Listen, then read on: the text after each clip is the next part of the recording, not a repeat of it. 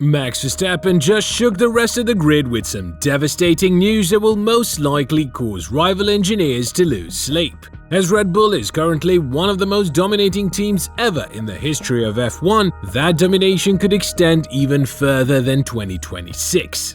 Currently, there's no one that can compete with Verstappen as he broke the record for most consecutive wins in a row before the summer break. But if what he says is true, that their domination will continue, how will that affect the sport? What can Mercedes and other rival teams do to compete with Red Bull? Stay until the end of the video to find out. As Max Verstappen and Red Bull continue to be the strongest force in the F1 2023 season, other teams can find some comfort in knowing that this kind of dominance doesn't last forever. History shows that powerful positions and successes come to an end at some point. All great things eventually come to an end. The real question is, when will this happen? Even though the Mercedes PR team is doing their best to assure everyone that they'll be back to winning regularly, the reality is that it's probably not going to happen anytime soon. Despite their efforts, they've been struggling for a year and a half, and it's unlikely they'll turn things around quickly. Red Bull has been winning a lot lately, with a record-breaking 13 wins in a row, and probably more to come. At this point, even people who don't have a favorite team would be happy to see a different team win, even just for a single race weekend. It would be great to have a season like 2021 where two top drivers in similar cars fight for the championship all year. Thinking that Red Bull and Verstappen will be caught by other teams for the rest of the current rules period is becoming less realistic. This rules period will continue until the big rule changes in 2026. Once again, a new beginning, a fresh chance to start over, and another chance to fix today's letdowns for tomorrow. Looking at Formula One's recent history, we see that teams that have been really strong tend to lose their grip on the top spot when new rules are introduced. Over the past 30 years, teams like Williams, Ferrari, Red Bull, and even Mercedes have all been pushed down from their dominant positions when new rules came into play. These rules were often made to address the specific strengths of these teams. Mercedes' strong performance with Lewis Hamilton wasn't just about the number of wins and championships they achieved, it was also about how well they navigated through various rule changes, both big and small. In 2017, 2019, and 2021, they managed to not only maintain their position, but even get stronger after these rule changes. Sometimes it seemed like Mercedes had paid attention to the mistakes made by Williams, Ferrari, and Red Bull before. They were good at using their resources and brainpower in a smart way, avoiding the problems that tripped up other teams. But eventually, the rules about ground effects that came in 2022 caught up with them. That kind of being way ahead of others can't keep going forever. That's just how things go, even the most powerful positions come to an end. The way Mercedes smoothly changed from one era to another is probably something Verstappen's team Red Bull wants to copy. They have set up a new part of the team, Red Bull Powertrains, to help them succeed under the new engine rules that start in 2026. Verstappen hasn't been shy about saying how much he doesn't like the new rules for 2026. He's talked about this even when you wouldn't expect it, like right after winning Red Bull's home race in Austria last month. He continued to express this concern 4 days later at Silverstone. Verstappen thinks the 2026 cars will be a step in the wrong direction for F1. He believes they will need a strange style of driving, like shifting gears even on long straights at tracks like Monza.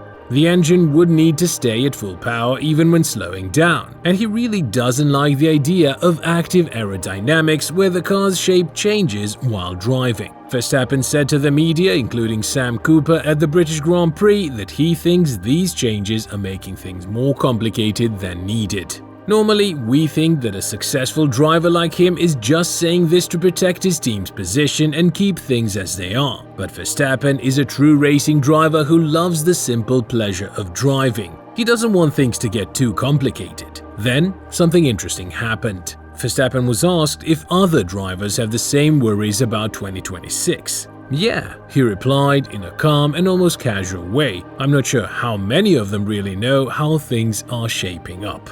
Wait a moment. Did he just give us a hint? Why would Verstappen's fellow racers not know what's really happening for 2026? How many of them would even be able to understand all the details about what's coming for 2026 at this early stage? Is it possible that Red Bull is actually much further ahead in getting ready for 2026 than other teams? This kind of comment might be something we look back on in 3 years, especially if we're in the middle of another season dominated by Max Verstappen. It could be the first sign that there's something important happening for 2026. This comment also brought to mind a story shared by Brawn. In his book Total Competition, Brawn talks about a meeting he led in 2008 where he warned other teams that the big rule changes for the next year aimed at reducing downforce on the cars might not work as intended. At the time, teams were designing their cars for 2009 and it seemed like the new rules wouldn't really reduce the downforce. Brawn told the others at the meeting that even though the rules were supposed to cut downforce by 50%, he could see that wasn't happening as they worked on their 2009 car. He asked if they should think about changing the rules or if they were okay with not reaching their goals. However, some people at the meeting disagreed with Brawn. They thought he was trying to make them worry and that the rules were working as they were supposed to. The reason behind Brawn's comment that his team was having trouble meeting the target for reducing downforce was that they had discovered something significant: the double diffuser, which played a crucial role in Jenson Button's championship-winning car in 2009.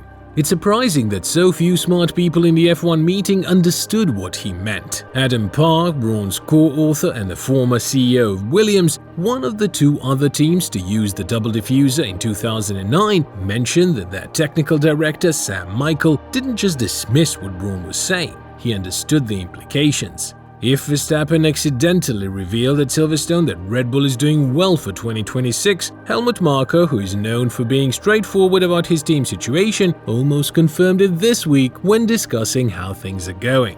According to a German publication, motorsport-total.com, Marko said, "I don't think we're technically behind." He mentioned that they have experts from different places like Ferrari, Mercedes, Renault and Cosworth. They have really skilled people working on the combustion engine and electric parts. He explained that in August they will test a full combustion engine with a battery and an MGU-K. He believes they're ahead of Audi and Ferrari in this aspect, and Mercedes is about the same level. It's interesting to wonder what Max Verstappen and Red Bull know that other teams might not. We'll find out in about 2.5 years. Even though Red Bull's domination can't last forever, it's possible that the era of Verstappen might continue beyond 2026. Winning 13 times in a row might just be the beginning. It's interesting to me that he didn't mention Renault in all of this. The important thing here is finding the right balance between electric power and the traditional engine power, ICE. They seem to be increasing the capacity of the electric motor, but not the battery. This is because the cars are already heavy and adding more battery would make them even heavier. This could lead to the battery running out quickly when the car accelerates. To make sure they have enough electric power to speed out of the next turn, they would need to charge the batteries while on the straight parts of the track. To get enough power to charge the battery while still moving fast enough to overcome air resistance, they would need to shift the engine into a higher power range. This often means changing gears to get the best engine performance. In this way, the traditional engine works like a system to charge the battery, which isn't really how F1 cars have traditionally worked. Do you think Red Bull will run into problems, or can they extend their domination? Let us know in the comments below.